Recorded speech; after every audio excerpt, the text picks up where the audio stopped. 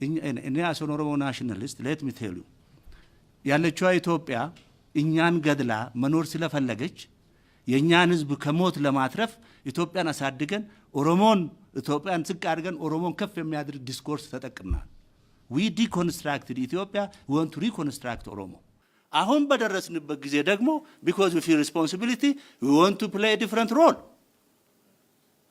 okay ፋክቱ ይሄ ነው እና ያለው ሪያሊቲ አሁን ኢትዮጵያ ስትራክቸራሊ የሚያፈርሳት threat የላትም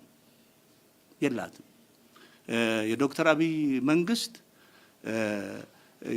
የህዝብ ዲስተርባንስ እና probably intergenerational conflict ካልሆነ በስተቀር ኦርጋናይዝድ የሆነ ግሩፕ የሳቸውን አሁን መንግስት እኔ እንትን ይለዋል ብዬ አልገምትም። ምርጫ for me it is nothing። ምርጫ ዶናልድ ትራምፕ የሚወልደው ምርጫ ኢትዮጵያ ውስጥ አሁን ምርጫ ምንድነው? በሐሳብ ነው ምርጫ? በምንድነው? በቂም ነው ምርጫ? በታሪክ ነው ምርጫ? አሁን ኦሮሞ ይሄን መንግስት የሚቃወምበት ምን ግራውንድ አለው? ለምሳሌ just tell me a single reason ይሄን መንግስት የምንቃወምበት ምክንያት ለኮዝ ነው ወይስ ድርጅት ነው የሚቀድመው? ኮዝ የሚቀድም ከሆነ የኔ ኮዝ ትክክለኛ መንገድ ላይ ወጥቷል። እሱ ከኮርሱ ሲሆን ብቻ ነው መቃወመው።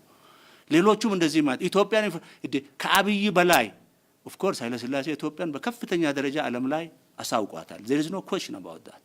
ክብር ሰጥቷታል። የኛ ሀገር እንድትቀበል አድርጓል።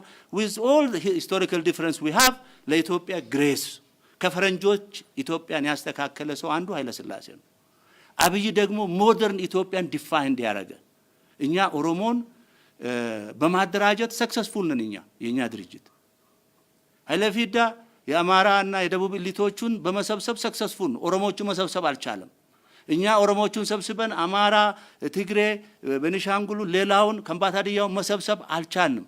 የተሳካላቸው ሰዎች እነ ለማና እነ አብይ ናቸው። ኦሮሞንም ሰብስበው ሌላ ኢትዮጵያንም ሰብስበው ኢትዮጵያን የምትወዱ ከሆነ እነዚህን ሰዎች መደገፍ አለባችሁ። የኔ የመጨረሻ መልእክቴ ነው። አመሰግናለሁ።